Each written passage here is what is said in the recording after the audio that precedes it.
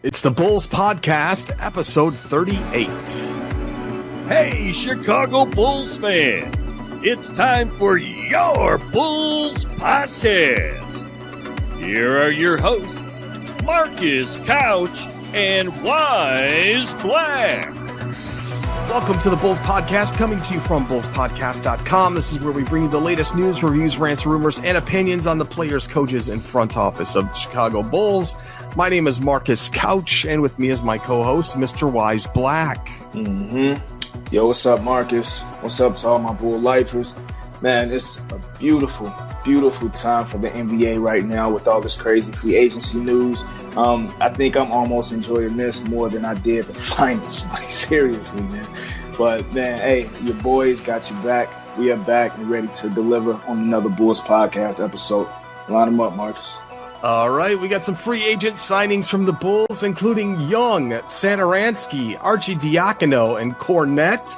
We're going to talk about all four of those guys coming up here. We've got our NBA free agency rundown of all this crazy news in this NBA free agency soap opera going on, and franchise news from the inside. Where are we really as a team, as a fan base? What's the franchise doing? We've got some insight, and we're going to share that with you. We're going to do that right after this quick timeout. Bulls fans, remember to follow the show on social media at Bulls Podcast and at bullspodcast.com. Okay, Wyse, you're not kidding, man. It's Tuesday right now, and Sunday is when free agency opened, and already the book has been open and shut for most of the free agents that are out there. I cannot remember a free agency time that's been this frantic, this much news going all at once. It's been insane as far as just 2 days, how things have changed dramatically for the Chicago Bulls. Let's get to it. Right out of the gate, Gar Pax and the front office struck early with the free agency signing by announcing the acquisition of Pacers vet Thaddeus Young. This summer was really never going to be that splashy one for the Bulls. We're not going to go out there and try and lure big names like KD or Kawhi or Kyrie, any of those guys, to Chicago in some kind of a quick fix attempt to shoot the franchise back into some championship credibility. But when the Bulls acquired Otto Porter Jr. before the February trade deadline, they actually started their trade season early with some major summertime pickup. We've just got a little bit of an insight on what may be to come for the Chicago Bulls. Now, fast forward to now and June 30th, the start of free agency for the NBA, with teams looking to make huge splashes. Chicago brought Thad Young for 3 years, $41 million to give that much-needed front court depth. And then on Monday, the team did a sign and trade with the Washington Wizards for point guard Tomas Satoransky, worth $30 million over 3 years. That's two solid pickups for a team in dire need of some productivity and positivity this summer. And on top of that, we completed the free agency trilogy and maybe quadrilogy with the Bulls announcing the return of Ryan Arcidiacono for the next 3 years at the tune of $9 million. All of these signings were for 3 years with varied options, but this is going to be basically our roster going forward for the next few years. And then we got word today of the Bulls picking up 7'1" backup center Luke Cornette from the Knicks. Now, Wyse, first off, what was your reaction to just this buildup in general for the Bulls and what happened in free agency?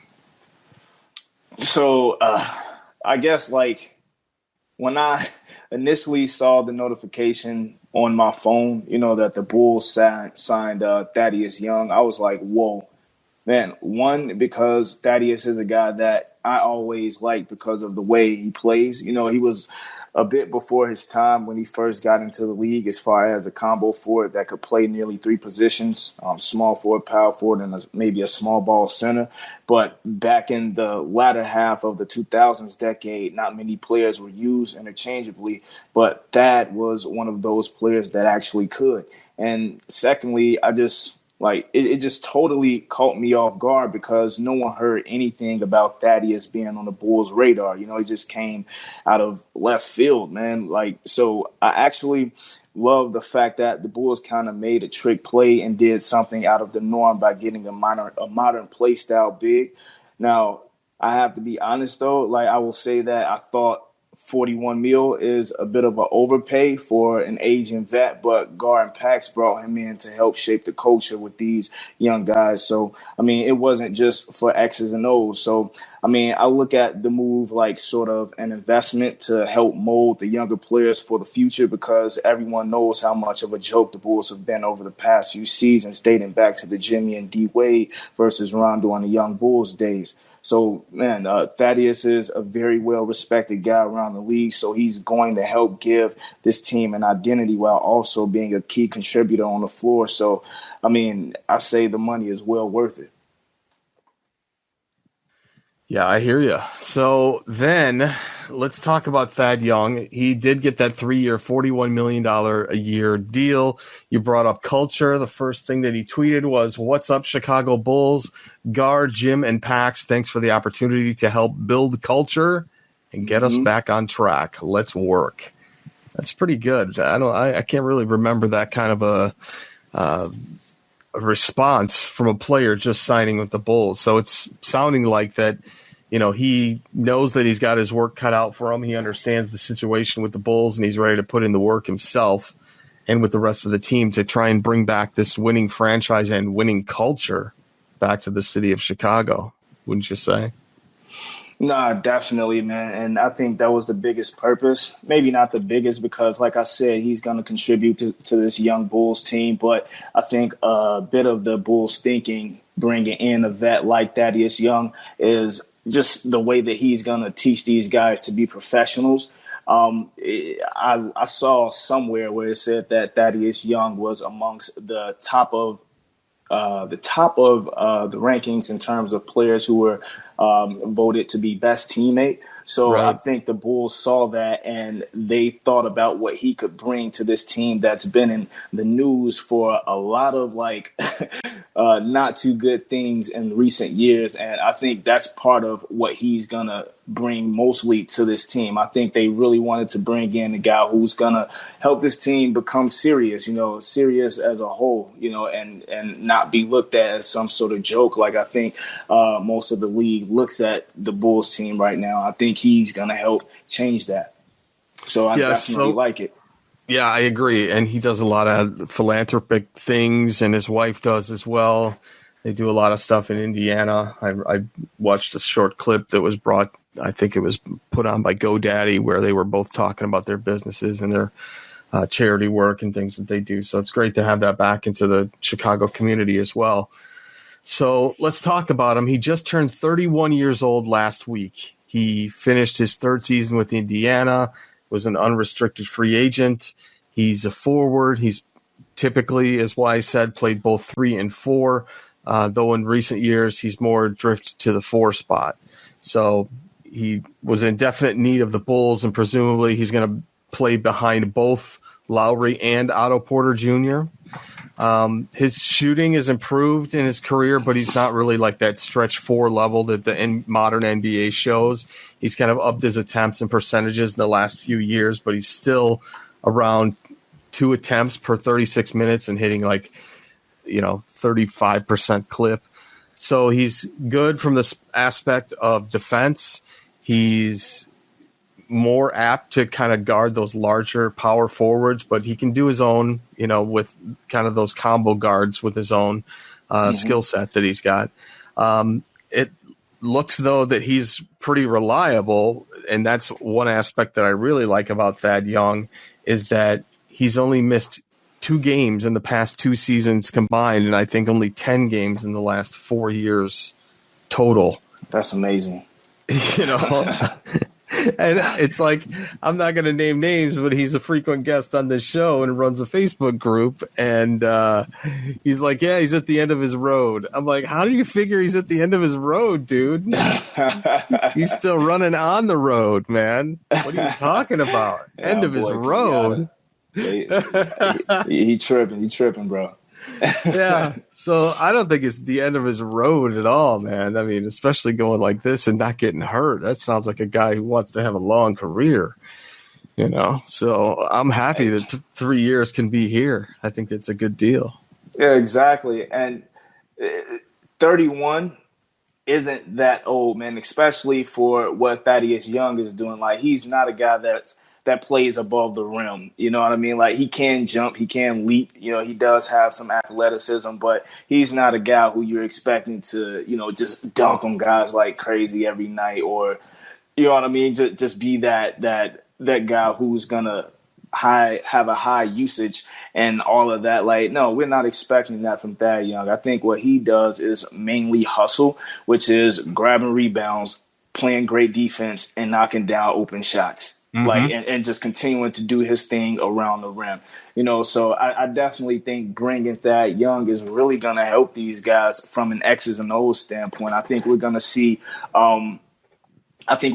our percentage as a team go up inside the lane, because when you look at Thad Young's stats close to the basket, he's shooting around 54% within like 10 feet of the basket. Right. So that's very, very efficient. And I just look to see you know him teaching Wendell Carter and even Lloyd Marketing some of what it takes to be a nice post player. So, man, I really think he's going to be an asset to this team. I definitely don't think, you know, it's a negative at all. Yeah, having this guy on the road with the Bulls is going to make a big difference. Traveling with, you know, all that. A guy that's been in the league that long, that's still, you know, productive out there and still playing every game. I mean, I think he's going to teach these guys something about how to not get injured as well. Maybe that's going to rub off. Exactly. I think he needs to bring over a couple of those medical staff guys from Indiana or something, because we definitely could use a change of scenery here in Chicago. Yep, absolutely. So let's talk about the next signing, Tomas Satoransky. And I listened back to Bulls Podcast episode 31, which we did back in March. And we were talking about bringing Satoransky over here to the Bulls in a trade. And it looks like we finally got our wish. We wanted straight up, I think, done for Satoransky in our proposal. Like, I didn't listen to the trade machine segment on that one, but I saw it in text form. So, you know, this is proof that Gar and Pax must listen to the show, because we had our eye on this dude for a while. Yeah. And in fact, I think it was right before the Wizards game against the Bulls that I said, hey, you guys need to watch this dude. And he lit us up. Yeah. And I will say this, he is going to be fun to watch as he runs the offense. And, you know, he's 6'7", so he's big. And I looked at his highlights of the past 2 years. He's dunked it on LeBron. He's dunked on Jimmy Butler. He's dunked on AD. He's dunked on KD. And he's dunked even on our own Larry Markkinen. So let's not forget one thing here, and this is, I think, the biggest bonus that people have overlooked when it comes to the Bulls bringing this guy on board. He has played most of his professional career with a guy named Otto Porter Jr., who we also happen to have on our roster right now. And in a lot of respects, if you look over the last couple of years, Otto Porter Jr. grew significantly for Washington because of the time that he put in with Sato and his other role players when he developed as, you know, the guy for the Wizards. So I want everybody to go look on YouTube for the Bulls versus the Wizards game, March of 2018. Sato had 26 points, and he and Otto Porter Jr. absolutely destroyed the Chicago Bulls in a game together. They were working two-man. They were throwing threes back and forth. Unbelievable game, and shows how this was Fred Hoiberg's offense at the time. They just took it apart. So it's going to be fun. Now, granted, we still had Jaren Grant and Justin Holiday as starters. But to watch Sato and Otto Porter Jr. just kill us, knowing that we got these two guys now, is something. So let's break him down. He is a career .490, 40% and .792 shooter, which means, you know, almost 50% from the field, 40% from three, and almost 80% from the free throw line. He picks his spots well. He doesn't force things as far as his usage. He's more than capable of hitting an open jumper from pretty much anywhere. They're going to love what he can do off the ball for the Bulls. The last 2 seasons, he actually made 44% of his catch-and-shoot three-pointers. So for context, Chris Dunn shot 29.4%. So this is a guy that can shoot 44% on such shots. So that's the same thing with Kobe White. So we've got kind of more of a combo guard in Satoransky than just a true point guard. And that's a good thing because I think that's where the NBA is going anyway. So in a nutshell, he's high efficiency, good three-point percentage, good turnover rate. He's really good with the ball, 6'7", defends across all spots on the perimeter. He's a great off-ball player. He's only 27, and he hasn't been hurt in his career of almost a decade. So just like Thad Young, he's versatile. He's a workhorse. He's got incredible stamina and longevity throughout the season. So what do you think about the fact that we brought Sato on board? Yeah, man. Again, Marcus, this was a completely unanticipated move by the Bulls front office. I mean, this was almost a rabbit out of the hat move because I didn't think Gar Forman and Paxson had it in them to pull away a key contributing restricted free agent from the team. He was restricted. Yeah, exactly. And they were actually able to pull him away from the Wizards, and a nice move yet again, I should say. Sato is, as you said, a 6'7" combo guard that can play 3 different positions easily too, and probably spot minutes at the 4. I think but he can shoot the ball from deep, which I'm going to love seeing him open for corner threes when Zach collapses the defense. He can handle the ball respectably. I saw him take Chris Dunn and Denzel Valentine off the dribble a few times when we played the Wizards over the past couple years. He has a real floater, unlike Denzel Valentine, who's I hate. I hate it when I see him take floaters because he can't make a layup, but I digress. But the Sato pickup is a very nice consolidation prize, in my opinion, because he's going to give us contributions at multiple positions. And he, like Thaddeus, is a veteran that has played professional ball for quite a while and should only be an asset for this young Bulls team that's looking to be taken seriously and develop an identity. These 2 new signings make us very versatile, as you said, and as a team, really, and that's a word that we've been hearing for a couple years now from the front office, and I must say that I'm just glad that it's finally true. And as for his contract, I think we got to steal. I don't know why the Wizards gave him up just to go and sign Isaiah Thomas, who hasn't played respectable ball since his time in Boston. Although, granted, he has been hurt with that hip injury, but still, how do you give up on a 6'7" point guard who's only 27 and ascending for, I believe, 30-year-old 5'8" point guard that's injury prone? It really doesn't make sense to me at all. But for the skill set that Sato will bring, $10 million for 3 seasons looks like a good deal. Yeah, and so what's your opinion of that versus Patrick Beverley, who signed for big with the Clippers? Right, so I thought about that because going back to the Thad Young deal where they gave them essentially they got essentially the same deal. Thad Young got $1 million more, but at the same time, so when it first happened with Thaddeus Young, I can't lie, I kind of forgot about Pat Bev a little bit just because I'm so much of a fan of Thaddeus Young, but when I saw that, I was like, wow, they could have just given Pat Bev that money if that was the case, because it was actually said that that's what he was looking for, so initially I was like, I don't know. I want to see what the Bulls are going to do next. I thought that they were going to sign a guy like Corey Joseph or something like that. And if that were the case, I don't know how happy I would have been, just because I haven't watched as much tape on Corey Joseph, although I think he's even been in the league a little bit longer. But just, I don't know. I'm not really a big fan of his. But in Satoransky, when they actually came through and signed him, because you and I have talked about him prior, I was like, whoa. You know what I mean? Because I like what I see from Satoransky, given the fact that, he's a nice three-point shooter. He's big and he plays defense. He has nice passing ability and all that. So, I mean, I think I would have. I don't know if I would say I would have probably rather Pat Bev, but I think I'm happy with Satoransky.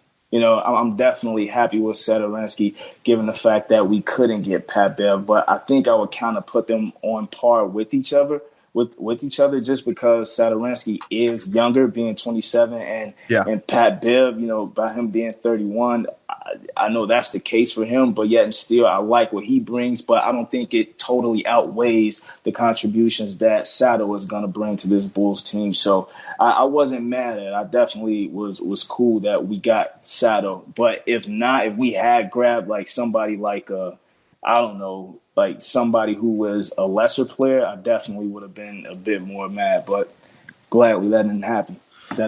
So then I'm jonesing for like 12 hours for new Bulls news. There's nothing. I'm like, I got to go to bed knowing there's not new Bulls news going on here. And then I wake up and find out that the Bulls picked up Ryan Arcidiacono for 3 years, $9 million. Yeah. So his hustle and hard work really paid off. He was once a G League player, and now he's a legitimate NBA player, sometimes starter, actually, with the Bulls. So he's hard-nosed. He's fundamentally sound. He's a great player to have around, not only on the roster, but in the Chicago Bulls community. So I was happy about Ryan Arcidiacono. Yeah, me too. I'm glad the Bulls signed Archie. I think he's going to be a nice third option at point. And just in case there's any injuries, knock on wood, he can step in as a guy who already knows the system and many of his teammates. So, he understands where guys like to get the ball, and he knows what Boylen expects from him too.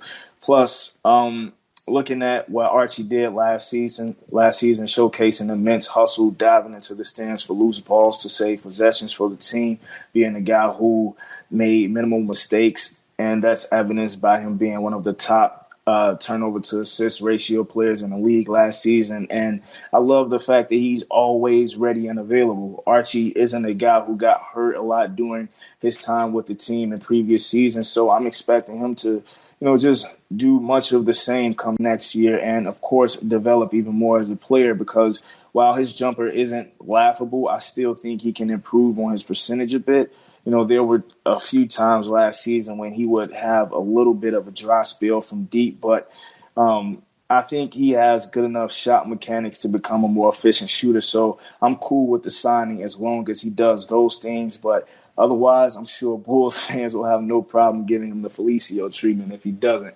But I have faith in Archie. So yeah, but $3 mil a year, come on, you're not going to get the Felicio treatment for $3 mil a year. Nah, I mean, the only reason I say that is because I saw a few Bulls fans on Twitter saying, like, man, I don't know about that Ryan Arcidiacono contract.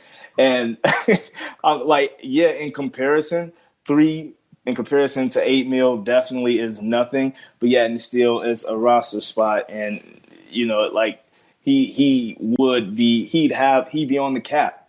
You know what I mean? Yeah. So I don't know, but I definitely, yes, in comparison, it's nothing. But I'm saying if he just totally just bombs and he's like, he regresses like significantly come next season, people are definitely going to go crazy. And I don't see that happening though, man. Me neither. I mean, he's too young. I don't know. What do you mean? Felicio's young. No, I'm talking about Arcidiacono. He's straight out of college, man. He's been out, 2 years? How old is Felicio? Like 26, 25? Yeah, but Felicio went a different way, though. He came out of Brazil. What does that mean? Well, didn't he play a little bit there in their league? I mean, where was he? Did he come out of college at all? Dude, I don't know anything about Felicio. Me neither. I've tried to erase it all, and hopefully Garpax will get rid of him or stretch him or something. So that brings us actually. Yeah, he'll be here. Oh man. I hope not, because of this new news that happened just before the show here, which was the Bulls signed a 2-year deal, undisclosed as of the time of this recording as far as how much.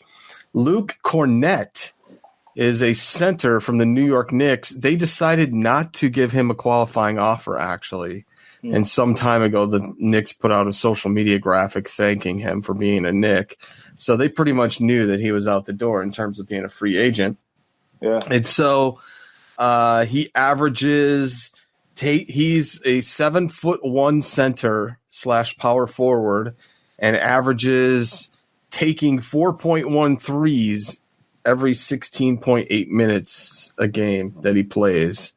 So he's going to put up the 3-4 times during that stretch as a backup. Everybody go look on YouTube for the April 1st, 2019 Bulls versus Knicks game where Luke Cornett actually had a career high of 24 points and 3 blocks, where the last place Knicks actually destroyed the fellow tanking Bulls this year. We all thought we won the lottery when the Knicks won that game. We thought we were going to be getting Zion. Remember back then, Wyse? Remember back then? Okay, so Luke Cornett, have you seen him? Have you seen what he can do? He's basically a big, tall, lanky guy that can shoot the three. I'm sorry. No, I do not have any recollection of him playing, but yet and still, like what you just read off, as far as his 3-point shooting ability and the fact that he takes so many in just a short spurt of minutes, I definitely like that. I think we can definitely use it, especially if he's efficient. I don't know if you said, his percentages as far as like how well he knocks it down. But I mean, I think we could definitely use another body. I was expecting the Bulls to fill that with that mid-level exception. I think it was another 4.8 mil or something. I was expecting them to use that on a wing, maybe. Like I even said on Twitter, I hope that they use it on David Nwaba, but it looks like they used it on another big, which I mean, we definitely need it just because Daniel Gafford may be a guy who plays in the G League some, hopefully not, but I mean, the league is different than the college game, so who knows? They may want him to go down there and develop if he doesn't have a nice looking, summer league or training camp. So, I mean, they did the right move here as well. I can't really knock it. I just hope that the Bulls don't do something stupid. Like I think all of the moves that they've been making as far as this free agency, I'm definitely happy with them. I just hope that they don't do something stupid like giving up Chris Dunn for absolutely nothing. Like I don't want us to like have to take some bad contract or something like that to get Chris Dunn out of here, because I think that would be really foolish. That would really just mess it up a bit for me. But right now I like the moves that they're making. So, but you do say that Chris Dunn is expendable at this point. Yeah, I would rather that he stayed on the team, just because I still think that he's better than Ryan Arcidiacono overall as a player.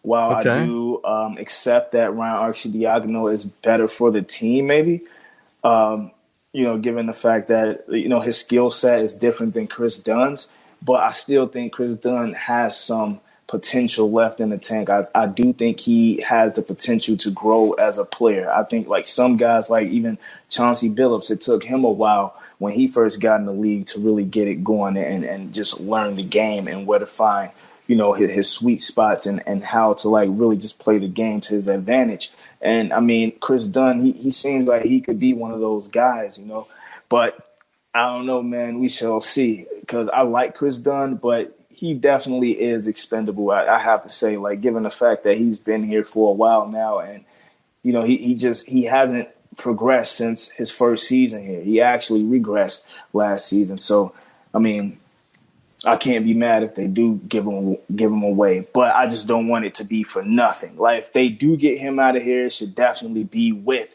like Felicio or something. If we can get him out of here and get a team to take Felicio, then I'm all for that. Like a team that needs a point guard that maybe just needs a fresh start. In exchange for what? In exchange, like we like give them Chris Dunn and like I don't know, like Dunn and Felicio for maybe say send him to the Lakers. Like I think the Lakers could use another point guard, probably to just take on an expiring contract that they don't want or something. Okay, so like a guy that makes what, 10 mil?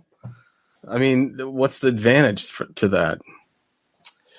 I'm just saying Felicio's on a multi-year deal. That's tough garbage to take on to somebody, man. So I saw where guys were saying, like, the only way that we could get out of this Cristiano Felicio deal is if we take on a contract like a Bismack Biyombo. Yeah. Now, that makes a lot of sense to me because I think he's owed something like something crazy, like 17, 18 mil or something like that, which the Bulls don't even have enough money to do that right now either. So I'm not totally sure, man, but that's the only way I would like for them to like give up Dunn is if it's an advantage for us, meaning if we could package Felicio with him, then I'm cool with giving him up. But otherwise, I don't want to just give him away for like a super low second round pick or something, or for cash considerations. That would be just dumb to me. Well, that's tough at this phase to see what's going to happen. I mean, you're going to have to find some bottom feeder teams out there that didn't get in on the blitz when all the free agents were signing. Yeah, Charlotte's one. Boy, maybe even the Lakers would be interested. Lakers, Phoenix. I think the Phoenix. Phoenix just signed Rubio. Rubio is trash, man. I think Chris Dunn is better than Rubio. I think he has better potential than Rubio. Yeah. But he got lucky getting that money from the Suns. They are horrible, man. Yeah. They are horrible. I don't know how he got 50 mil out of them. That is crazy. But yeah, so let's talk about real quick our lineup. So we got Satoransky, Kobe White, Chris Dunn, and Ryan Arcidiacono at the one, right? Mm-hmm. Theoretically. Now Arcidiacono can slide over, so can Kobe White. Then you got Levine, Valentine, and Blakeney. Now those two backups, that's where it's a little shaky. Yeah. In terms of Valentine, Blakeney. Okay. Then you got Otto Porter Jr., Chandler Hutchinson, and Thaddeus Young. I'm thinking it's going to be Otto, Thad Young, then Hutch, actually, in terms of the hierarchy. Then you got Lowry and Thad Young in terms of that could happen too. And then you got Luke Cornett, who could also slide over and back up Wendell Carter Jr. So, and then you got Wendell Carter Jr., Gafford, and Felicio, with Luke Cornett being able to slide in there too.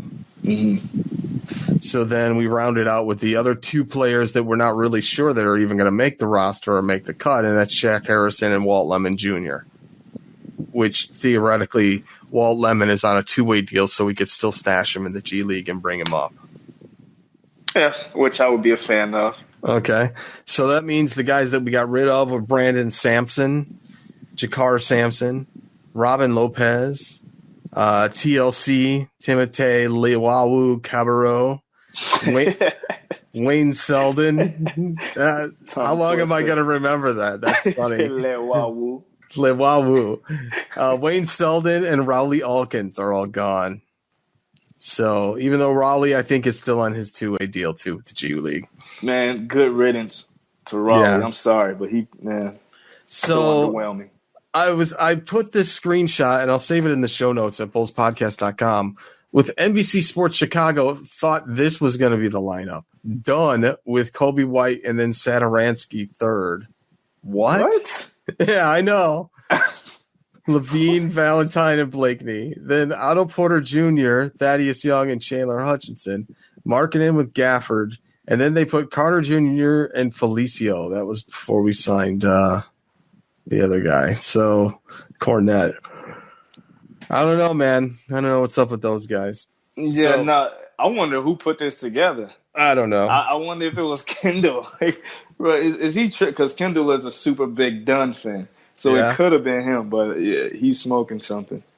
I think Satoransky is going to start, to tell you the truth. I do too. And Kobe White's going to be behind him. And I hope that Ryan Arcidiacono and Kobe White become really good friends.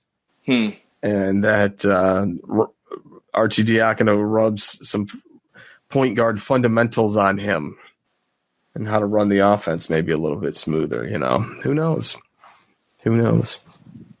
So one thing that we haven't really talked about is this a breakout year or the breakup year for Antonio Blakeney? What do you think? Man, it's so hard to say just because I am a fan of Antonio Blakeney. I think he's an underdog. I like the fact that he came, he made it out of the dirt, man. Like, he came from the G League. He grinded. He was one of the top players or the top scorer ever in the G League, I believe, scoring averaging 30-something points a game. So Antonio Blakeney definitely looked like one of those guys that was set to make some noise once he got into the league. But I don't know, man. There's just something different about the professional league, man. Like, you can do all of that as you see in the G League, but then come to the real game and just totally just bomb, man, because that's exactly what he did. I think what comes into play is IQ.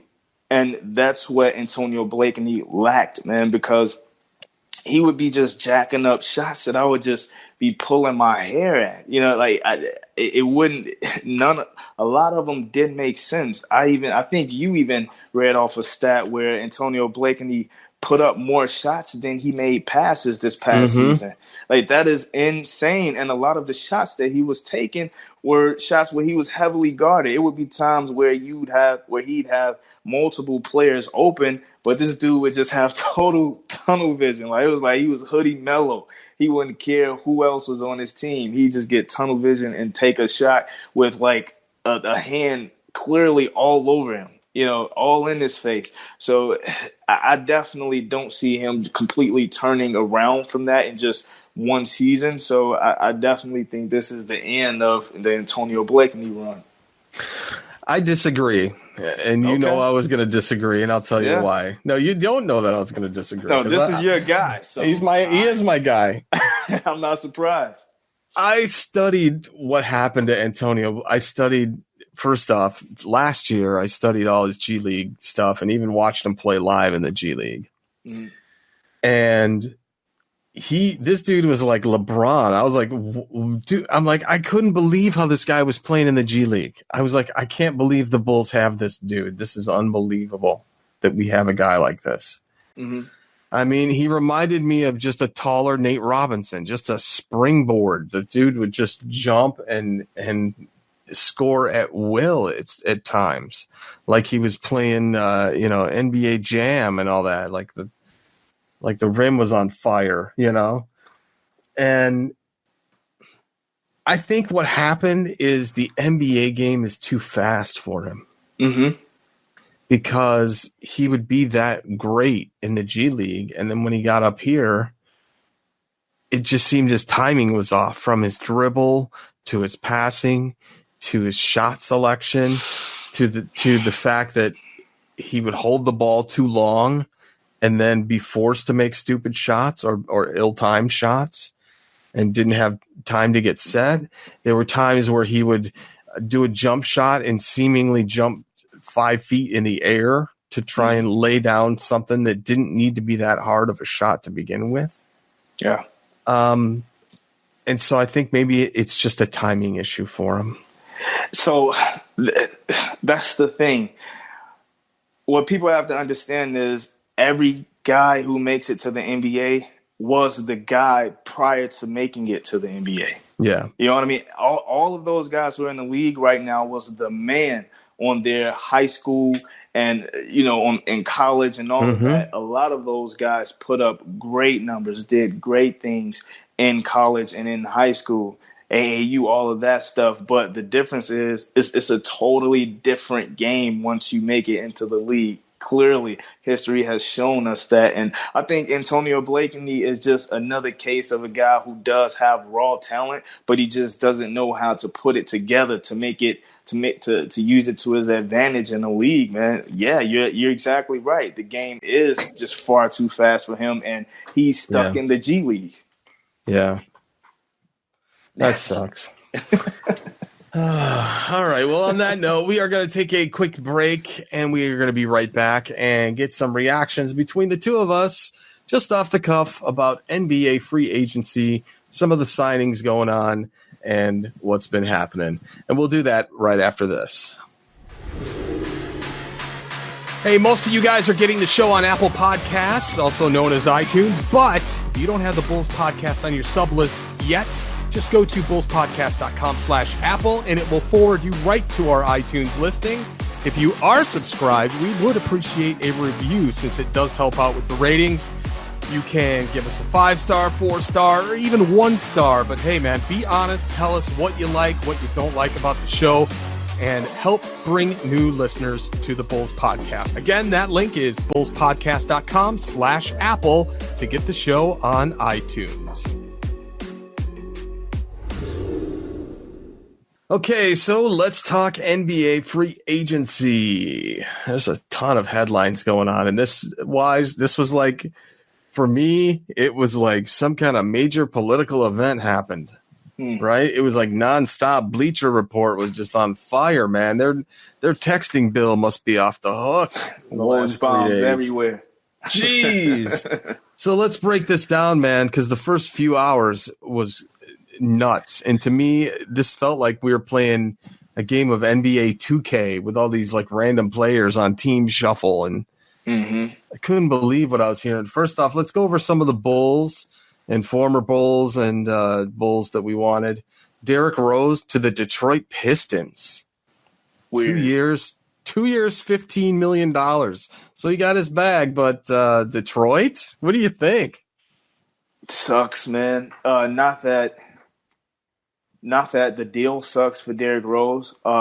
I like the fact that, you know, he was able to get some money. Like it isn't much considering what he did last year, but I think they're lowballing him because of his injury history. I think the league is still, you know, just harping on the fact of what happened back in Derrick Rose's Bulls days, and even after that, given what happened in Cleveland, when, you know, he didn't show up for New York, when he didn't show up for a game. So I think they kind of look at Derrick Rose as kind of a troubled player in a way. I think a lot of people have empathy for him, but at the same time, they still kind of look at him like a guy who's pretty risky. So I think that's why his deal is, you know, it's not really what I think that he deserved. Or not deserve, but I think he should have gotten more based on his production last year. But in Detroit, man, I don't like it just because I don't think Detroit is a very good team. And I would have just rather Derrick Rose go somewhere where he could potentially win a championship. I think a place like Milwaukee would have been really nice for Derrick Rose. I would have been really happy if the Milwaukee Bucks had picked him up, just because then he would have had the chance to compete for a title. And that I definitely think he does deserve. I would have loved to see him with the contending team. I would have liked to have seen him in Atlanta to work with all those guys, or even New Orleans to play with Zion. You know? Why Atlanta though? They got a lot of new talent, man. They're like us. I look at the Atlanta Hawks like sort of in the same mold as the Bulls. Yeah, you're right. A lot of new talent, but you're right, guys. They're not. I was just thinking about the market. I'm thinking about the market, more than anything. Detroit, it's like, I don't know, man. It just doesn't seem like it doesn't, right? It doesn't good market to be in. No. And speaking of market, boy, this guy knows how to market himself. Jimmy Butler to the Miami Heat, 4 years, $142 million. So Jimmy got to take over and take the torch from D Wade, making that max money, 142. Dang. That was kind of odd to me, bro. Like, I really thought that he was going to stay with the Sixers, especially looking at how well they did last year. Like, they were in the conference finals. Like, they were legit seconds away from going to the NBA finals, and he's going to, instead of running that back, trying for that again, because I believe the Sixers were willing to give him the max. They were going to give him like $178 million or something like that. Right. But instead, he elects to go to the Heat, who just gave away their best player in Wyse, and I don't really see any other notable free agent going to Miami. So with Jimmy saying that he is a winner and he wants to win and all of this it kind of doesn't coincide with what he was preaching at all, because I don't see the Miami Heat doing anything. They've always been competitive with Eric Spoelstra as their coach and all of that, but yet and still they're not going to make any real noise. So so they've said they're gonna build the team around Jimmy Butler. So let's see. Maybe they're going to can do what the Bulls couldn't. They'll bring in Tibbs, bring in Luol Deng, bring D-Rose. Hey, Noah's out there. Go pick him. Oh yeah, that's true. So let's keep going. Robin Lopez joins his brother Brook in Milwaukee on a 2-year deal, $9.7 million. What do you think? Yeah, that was nice. I'm glad for Brook. I think he's going to go there and help out Milwaukee definitely, because looking at what he did with us last year, I was really down on him in the beginning of the year, but come, after All-Star break, he just had an emergence, man. Once Wendell Carter Jr. went down, Robin Lopez was shaking and baking on everybody. He looked like the dream out there, man. I really like the pickup for Milwaukee, and I'm pretty sure that the brothers are glad that they're playing with each other. Yeah, so they played together in college at Stanford, and this is the way that they get to close out their career, maybe get in the ring with the Milwaukee Bucks. Who knows? But they get to play together to end it just like they started. Mm-hmm. Pretty cool. Patrick Bev stays in Los Angeles. 3 years, $40 million, and no gas money coming out of my pocket. Lucky for you. I think that would have been a little expensive. But, I don't. So I think I don't know how to grade it, just because we don't know what's going to go on with the LA Clippers, right? If Kawhi goes there, awesome move. But if he doesn't, you just gave $40 million just to not make a bunch of noise. I get that Pat Bev is still a really nice player, but yet and still, I think that they probably could have, if they don't get a nice free agent, like one of the more notable free agents like Kawhi, who's really the only one left, then I think it just downgrades the signing, because what are they really going to do with who do they have? Shai Gilgeous-Alexander, Gallinari, but they have a bunch of pieces, but they don't really have anything that's going to put them over the hump. And I think that Pat Bev is just another piece that they'll have signed. So, it's good for Pat Bev. I'm really glad that he got his money, 3 years, $40 million, because I highly doubt he was going to get that with Chicago. But all in all, I think it was really good for him. But for the Clippers, I don't know, not so much if they can't sign Kawhi Leonard. Right. So let's put this in perspective. I'm sure that my tweet that he retweeted and got some mileage out of, and the other kid and a bunch of other people talking about Pat Bev coming to Chicago, I guarantee we added $2 million to that contract just by that hype of him coming to Chicago. I guarantee it. What, you think they offer him 3 years, 42? No, what I'm telling you is the hype of him wanting to come to Chicago fanned the flames of that contract that he signed with LA. Hey man, Chicago wants me. No, you're going to pay a little bit more. Yeah. Oh, definitely. I guarantee that added a couple mil to his contract. That's what I mentioned. I think I mentioned that before. He was just playing for some leverage, and he won it. He won the leverage game. That's right. All right. Speaking of leverage, Taj Gibson with the Knicks going home, 2 years, $20 million. I don't think I would have paid $10 million for Taj. Hey, nice job, big bro. I'm glad that Taj got his money out of the Knicks. Those dudes are, I don't know, man. I don't want to be too negative, but the Knicks are very laughable, man. Well, I don't see what they're doing. They spent all of their cap money on a bunch of role player guys. Yeah. But look, good for Taj Gibson, man. I'm definitely glad that he got $20 million, because and for only 2 years, he got $10 million per. I didn't see him getting that from another team. No. I really didn't. So kudos to Taj, man. But the Knicks are silly. Yeah, and speaking of, they also signed Bobby Portis, 2 years, $31 million. They're trying to reincarnate the Bulls over there in New York. But what Bulls are they trying to incorporate? The Bulls where D Rose was hurt? You see when they grabbed Noah and D Rose from the Bulls back during that first time, back during when they traded D Rose initially. But I mean, I don't know what they're doing, man. New York they're horrible, man. Like I don't know what to say. I know that the fan base, they're pissed. They have to be pissed. I know that they are, because all of those dudes were photoshopping pictures of Kevin Durant, Kyrie, and Zion. Yeah. And now they got Taj and Bobby. They get Taj and Bobby Gibson. Guys who we really always left on the bench purposely.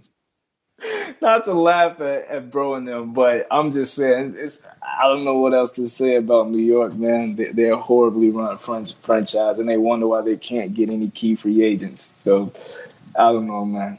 Now, can you imagine if we kept Bobby Portis all year, and then New York comes in and says, yeah, we'll offer him 2 years, $31 million, and then he leaves, and then everybody in Bulls fandom is like, why'd you let him walk? Right? You would have had a lot of those. Yeah. You would have definitely had a lot of those, but I don't, nah. Okay. I mean, look, okay, I'm going to say, at the time, back when we had Bobby, I was one of the ones who was saying, like, I really like Bobby Portis and I'd like the Bulls to keep him. You know what I mean? I definitely would have liked the Bulls to keep him before they traded him for Otto. But I definitely, after that Otto Porter trade, I definitely was like, okay, I can get with this, because it was better than I expected. Yeah. Otto Porter is definitely better than Bobby, so I wasn't mad afterward. But I don't know, I probably would have been cool with them giving him like a couple 20 mil for 2 years, but not 31. Yeah, that was during the time though, but we dodged that bullet.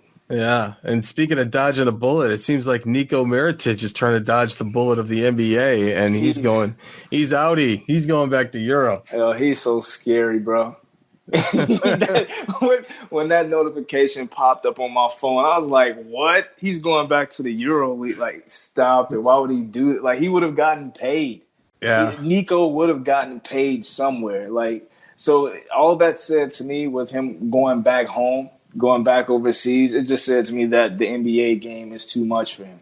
Yeah. I think he doesn't like all of the lights, camera, action. I don't think he likes all of the heckling and, you know, just all of the noise from the fans and the media attention and all that. I think it was just far too much for Nico. And he was like, you know what? I got enough money out of the NBA. I'm about to go back home. Peace. He's going to go play in the Euro League and probably make the comeback and be an MVP candidate. What do you think? That'll be his story coming back. Hey, awesome for him. He'll probably be a god over there. Yeah. But we all know it's not the same. I know. It's not the same, bro. All right. And then speaking of the gods assembling, KD and Kyrie to the Brooklyn Nets, and they're going to team up with DeAndre Jordan to try and make the three alphas or whatever it happens to be, the big three. KD whenever he heals, Kyrie, and DeAndre Jordan at the Nets. What's going on with the Brooklyn Nets, man? I was really surprised that – well, no, let me correct that. I don't know if I was super surprised that KD went to Brooklyn, just because I think – so KD was on some – like, I'm going to show y'all. Like, y'all all think that y'all know the moves that I'm going to make, because right after that Achilles injury that he suffered during that Game 6 loss versus Toronto, or I think it was Game 5 as a matter of fact. I don't know. I'm not sure. But right after that Achilles injury, you have people in the media that were just straight up saying, like, oh, now KD feels like, you know, he can stay with the Warriors because now he feels like he's a part of the brotherhood. Now he has an excuse because the team, like, they're not going to win, you know, without him. And now he has a reason to stay there in New York. Wow, where's my head at? In Golden State. Golden State can pay him the most money. So he had every reason to stay put in Golden State. But yet and still, given everything that happened with the whole Draymond Green thing and the media just, thinking that they knew what KD was had on his mind and where he was going to go, just trying to predict all of his moves. I think this was a move where KD was like, I'm going to take hold of my own destiny and I'm going to show y'all. And that's exactly what he did going to Brooklyn. And they're going to be nasty once he does heal up, because Kyrie, and the pieces that they have, Jared Allen, Karis LeVert, DeAndre Jordan, if they can retain all of those guys, until KD gets back, the East is going to be nasty. Like, Brooklyn is definitely going to be a team that we have to look to, that we have to put in the conversation of potentially winning the championship. So big ups to Brooklyn. And you got now Spencer Dinwiddie in his prime. Spin, exactly. I forgot to mention, man, they're deep. They are deep. So, and he's a combo guard too. Spin can play the 1 and 2 position. So you might see he and Kyrie in the lineup at the same time. Oh, man. Then here's something that I couldn't believe. Al Horford to Philadelphia now that Butler's gone. And Simmons is expected to sign a max deal with Philly too. So you're going to have Al Horford with those guys now. Initial thought, I thought it was kind of weird. Yeah. Actually, it is. It is kind of weird because Al Horford is 32 and they gave him a 4-year, $109 million contract. That was really desperate by Philly, if you ask me. Yeah. I didn't expect Horford to get another max contract. So that I don't know what Philly was thinking with that. But when I step back, they're thinking about the present. Because Al Horford is going to contribute to that team. He is going to help them defensively. So I think they're going to be like one of the top defensive teams in the league come next season, if not the top. Scary. Joel Embiid, Al Horford, they just re-signed, was it Tobias Harris to an insane deal, $178 million. What were they thinking? I don't know. That was crazy. Elton Brand, like, bro, I hope you know what you're doing. I hope it turns out well for him. But Ben Simmons at the one, like, they're going to be a very nice defensive team. So I do think that they're going to be in the championship talks as well. Yeah. But I don't know. Like, I still think that they made some iffy moves, but they're going to be relevant. So we'll see. Then you got Kemba Walker going to Boston. Very nice for Kemba. And I think – so I was listening to SportsCenter, and the guys were debating. I think it was either on Get Up or First Take. One of them, the guys were debating whether the Boston Celtics were going to be better or worse with Kemba. And, it was First Take because Max, he made the point that he thinks that the Boston Celtics are going to be better with Kemba because now – with Kemba, they're not going to have all of this locker room trouble. Kemba has never been a locker room disease. And I think while he is a high usage player, I think Kemba has been long overdue for a good team. And I don't think that he's going to go to a situation where he has the potential to be in championship contention and just completely crap the bed with it. I think he's going to learn how to gel with Brown and Tatum. I think he's going to – who else did they just sign? They just signed a big man too who's pretty nice. I'm sorry, it's leaving me right now. But I know that the Boston Celtics just signed a pretty decent big man too. So I think the Celtics are going to be all right. I think it was a really nice consolidation prize for the Celtics, seeing that they couldn't retain Kyrie.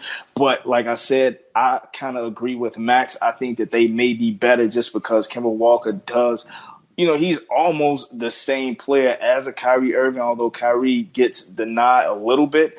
But I think that Kemba Walker is definitely going to go there, and he's going to do his thing. We're going to see him have probably his best year ever come next year. Wow.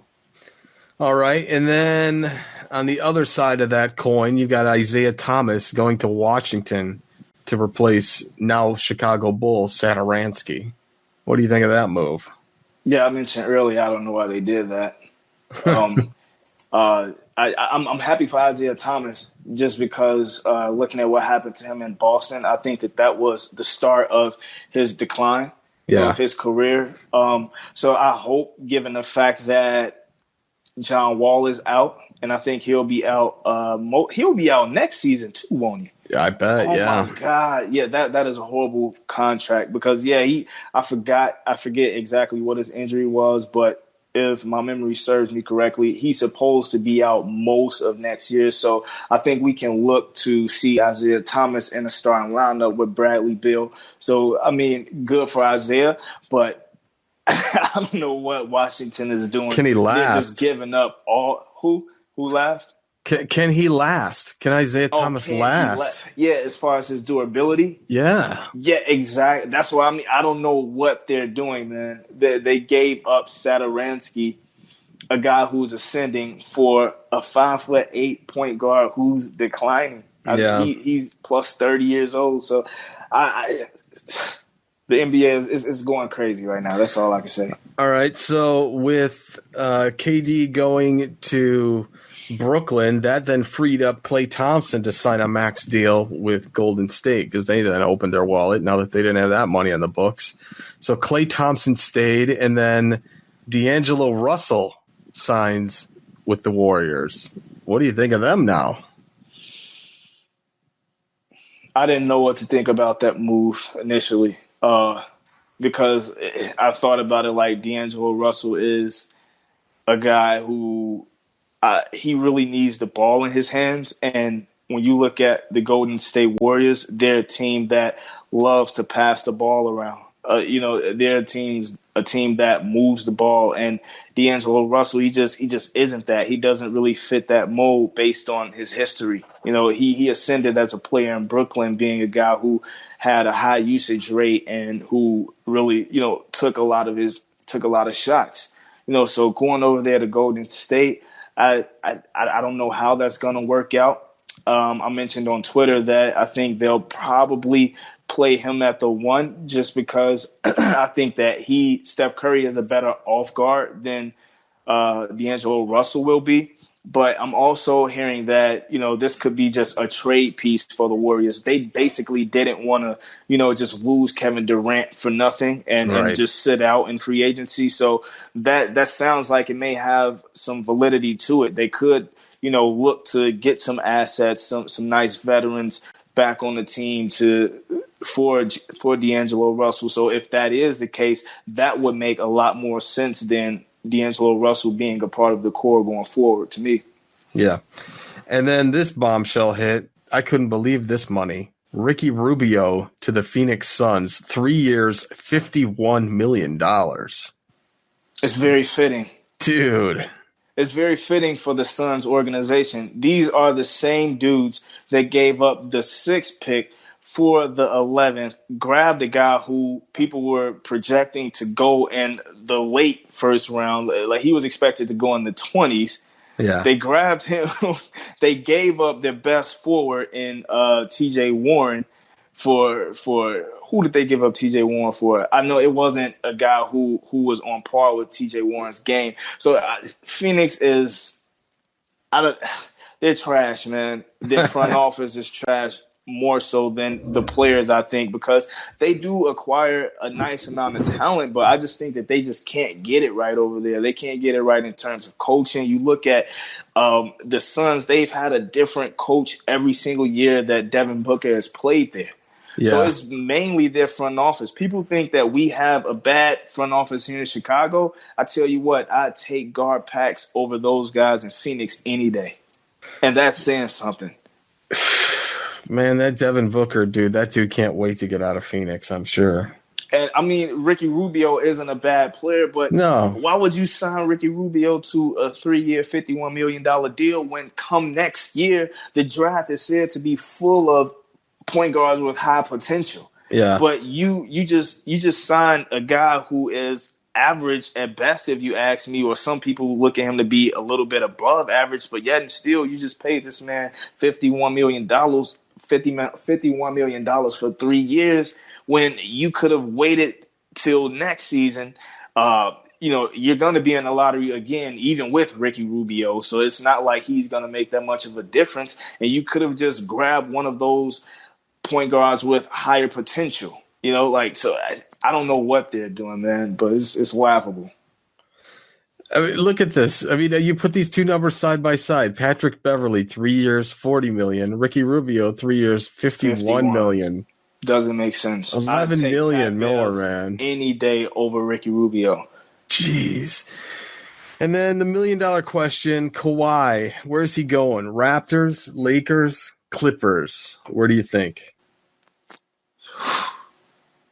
Kawhi is a different dude, man.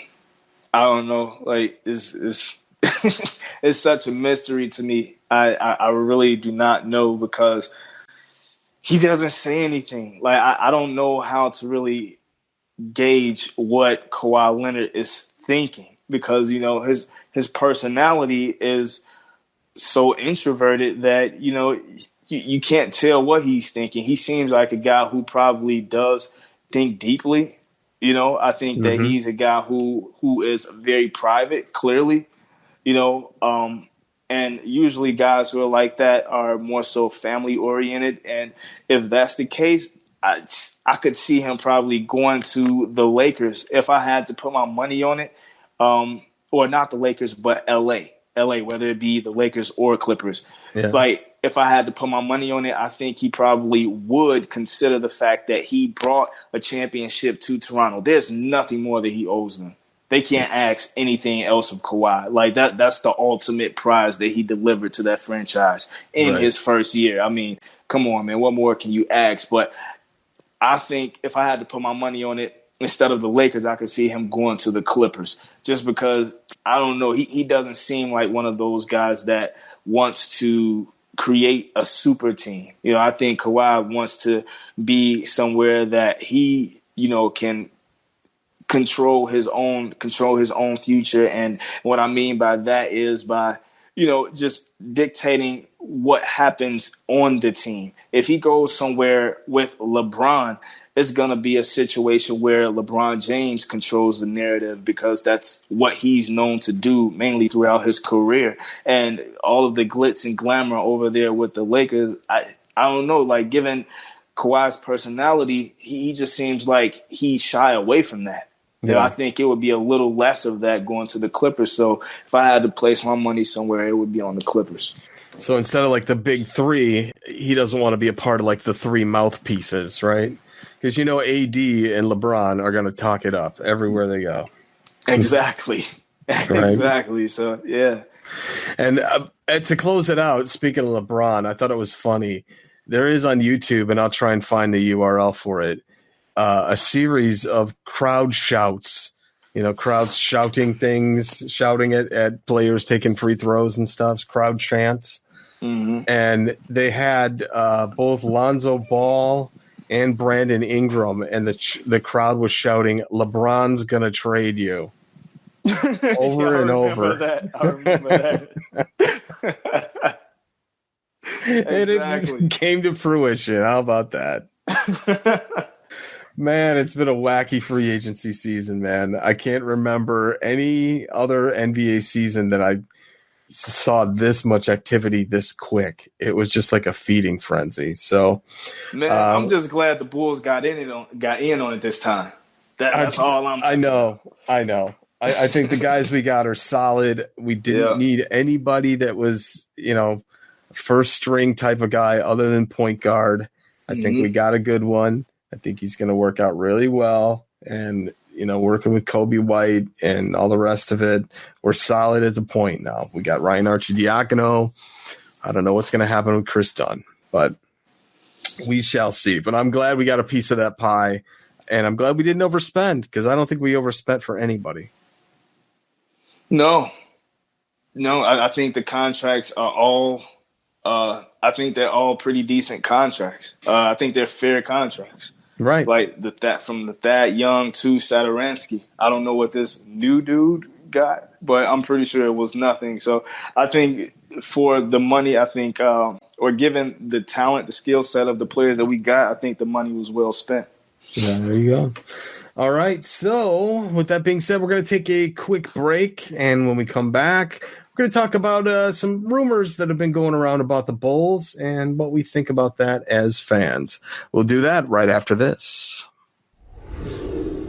Hey, everybody, remember, we are a new show, and we do need your support in social media. We made it really simple to find us with some special redirect links. You can find us at Bulls Podcast on Twitter, on YouTube, on Instagram, and go to bullspodcast.com/Facebook to get tied into our Facebook group. And if you'd like to subscribe to the show, we are on Apple Podcasts at bullspodcast.com/Apple, on Stitcher, bullspodcast.com/Stitcher, and on Spotify at bullspodcast.com/Spotify. Okay, we are back. Where are we as a team now? And before we answer that, I want to read an interesting tweet storm from somebody that has some reliable information on Twitter that I follow, and that's Bulls NBA Buckets, who is Ron Awesome. And he shared this tweet about a conversation that he had with Nick Friedel, who Nick Friedel was a longtime Chicago Bulls columnist and blogger and all the rest of it, Twitter socialite Nick Friedel. And he says this: heard Nick Friedel on the radio today, one of the smartest NBA guys around, really understands the game. Made some interesting points about the Chicago Bulls and expressed what I've been kind of struggling to put into words. Basically, the plan is to be the try-hard Bulls once again. Gave them a D- for the free agent signings, calling them good pros, but players that really don't get you anywhere. Perhaps a bit harsh there, but I get his point. Best case, you get near 500 and maybe sneak into a first-round series. He's talking about the playoffs. Isn't that where they were when they decided that this was unacceptable? Me talking, I think it's financial. They had maybe 10,000 fans and a lot of the spring games concessions way down and twisting arms to renew season tickets. His main point is you win with stars, elite talent, and if you don't have that, you ain't going anywhere. Chicago is just hoping that Lauri Markkanen can become that. It says, hard to accomplish when Zach LaVine will be launching 20 shots a night. True enough. While other teams are much more aggressive to find ways to get players like that. Thought they were wasting time with Boylan, who is not a long-term solution at coach, but he fits the Bulls on the chest, we try hard mantra. Made the point that a team like Golden State, who he covers now, operates completely different than the Bulls. Interesting comments. So what do you think about that whole thing from Nick Friedel and our Twitter contributors' comments on that? My God, man. Okay. So essentially, to me, he sounds like a lot of the irrational and delusional Bulls fans who were screaming on Twitter about the Bulls failing to sign a star once again in free agency. Listen, man, I don't know what people expect from a 22-win team that hasn't proven anything in the league yet. And yes, we have young and fun to watch players and even a couple with all-star potential in Zach and Lauri. But, dude, come on. Like, there are a lot of teams that have young, nice-looking players, but until you show that your team has the fight and grit from those young players plus elite coaching, you can expect stars to overlook them. And yes, of course, there's the allure of Chicago and Michael Jordan and all the other glamorous big city stuff, but the Jordan days was over 2 decades ago now, so all that doesn't matter anymore. It's just like the New York Knicks fans thinking, star players should be clamoring to play with the Knicks because of Madison Square Garden. But as you see, they have yet to sign an attractive free agent. Instead, they use all of that cap creating on 2 former Bulls and Bobby Portis and Taj, who are cool but far from special, and Julius Randle, who made some strides last season, but no one is confusing him for a star player. So I say that to say Nick Friedel and Bulls fans who think like him need to come back to earth, because the only way the Bulls have a chance at getting a star player to squint at seeing Chicago as a nice destination to come is by doing exactly what they did based on the current situation. the Bulls have to get competitive as a team first, meaning at least making the playoffs for a couple seasons off of the sweat equity of the young guys, the maturity and experience to know what it means and how to win, which is why the vets were brought in, and a coach that's savvy when it comes to schemes and adjustments, a coach that's proven he can win games. So in the case of Boylan, we don't know if he's that because, he hasn't had a full ride yet. But I mean, everyone hated the Spoelstra hire in Miami during the LeBron days, but now he's considered to be one of the best coaches in the league. So listen, man, Fidel can kill that noise. The Bulls did a solid this year in free agency based on their situation. Now, it may be one that the front office created, but yet and still, there's nothing that we as fans can do about that. But I say at least they didn't crap the bed this year, so I'll take what I can get from them. Like I didn't think that, and that's why on my channel I graded them with B plus to maybe an A minus, because while I know that we probably, all of us probably wish that we could have done a lot better, but given the situation that the Bulls are in, those picks or those signees were totally out of left field, man. I don't think any of us expected us to get Satoransky or Thaddeus Young. So those picks, or those, I keep saying picks, but those signings were definitely key sign. They were big for us, if you ask me, for more reasons than one. So I don't know what they expect, man.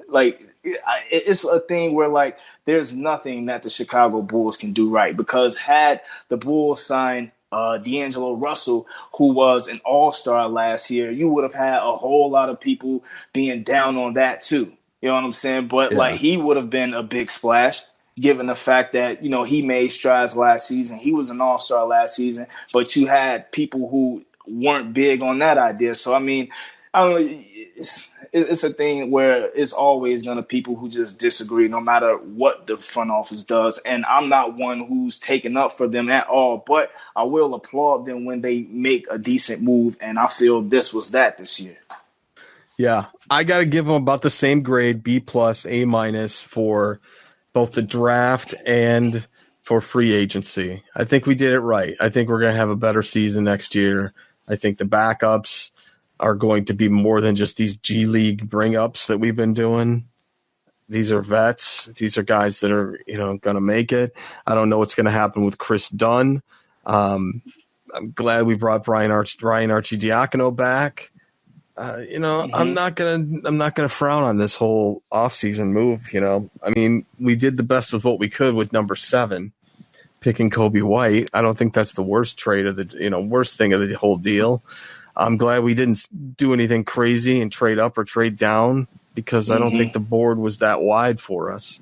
And then, hey, obviously we were disappointed with the tank, and we now know that with New Orleans getting that top pick and the Lakers sneaking into the top 4, you don't necessarily have to tank completely now to actually get something in. Exactly. So hope this is a lesson for the front office too, to let the guys just play it out, and a lesson for the fans to shut up when the Bulls win a game and go, what are they doing? What are they thinking? Do they even know what's going on? Do they even know, Wyse, how the lottery works, man? I think we still got to bring some of them around on it. Yeah. Because you're exactly right. There's no reason, the Lakers show, what were they, 11th? Yeah. They were 11th, and they moved all the way up to 4th. Right. That's insane. So that showed us that it doesn't matter how much you're tanking. And I even heard, a couple of ESPN analysts talking about, teams needing to tank next year. I'm like, why? Did you not just see what happened this year in the draft? Why would anyone think about tanking? Yeah, ask New York about that right now. You could end up being 8th or 10th like the Hawks. Yeah. You know what I'm saying? So, come on, man. It just makes no sense. So, yeah. The Bulls fans, y'all chill, man. All of the ones who think that, we need to tank next season and who think that these signings were bad, we'll see come next season. But for now, on paper, I don't think we could have done much better. I honestly don't. And I don't care about this bulls on the chest, we try hard mantra thing either. That's what they need to do, is go out and try hard. What else should they do? Like, what are you saying? Like, yeah. Should we not be competitive? Yeah. Should we just fall to the wayside? Should we just be Phoenix? You want to be Phoenix? Where's that getting them? Yeah.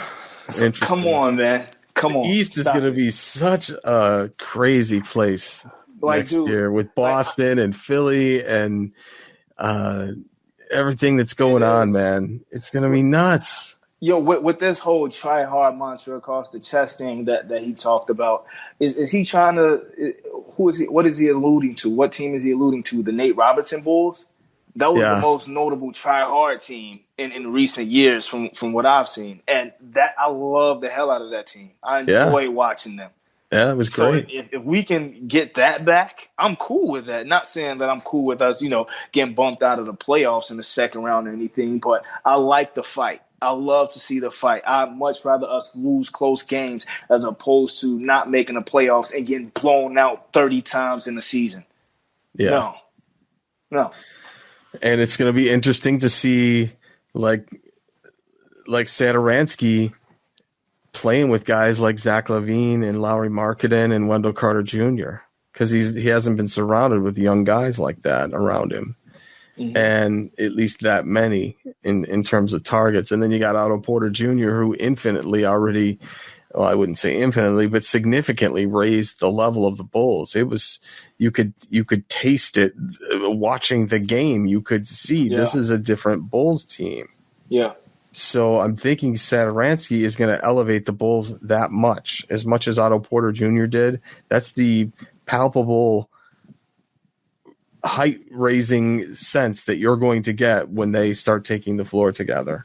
And then you throw in, some of the new guys that we got, the growth of Kobe White and how he's going to fit into the plan. Hopefully we can eject Felicio and hopefully Dunn. We'll have to find out by the next episode. We'll kind of maybe get some closure on that. But who knows? So very interesting, and hope you enjoyed our coverage of it in this episode. We are going to take a quick break and close it all out right after this. And that's going to do it for this episode. A reminder, you can follow Wyse Black on Twitter at @radical_creator. On Instagram is also at @radical_creator. On YouTube, just search for Wyse Black, and you'll find all of his insights regarding everything that's happening in Chicago Bulls news and his opinions therein. Me, you can find on Twitter at Marcus Couch, and on Instagram, the same at Marcus Couch. Everything show-related is at Bulls Podcast. You can find our compilation website, which is now up to 12 different Bulls podcasts, over at bulls.fm. And remember, if you can't remember any of these things, you can go to our website, bullspodcast.com, and that's where we get the links to everything we mentioned in today's show. Wyse, big, huge show here of a rundown of everything that we've covered. What's your closing thoughts for today? Yeah, man, I just hope y'all enjoy listening to the show as much as I enjoy making it, guys. I hope if y'all like what we're doing here, man, go to iTunes and give us a rating. It'll definitely help out the pod. And, as we always say here on the Bulls Podcast, man, we do this for the people. As fans, we're just doing this as fellow Bulls fans, and we love it. So there's no sweat off our backs, really. So in the meantime, Chicago, enjoy the summer, and until next time, peace. All right, until that next time, thank you for listening, everybody. Go Bulls. Go Bulls. Hey, Bulls fans. This is your Bulls championship announcer, Ray Clay, saying so long, everybody. Go Bulls.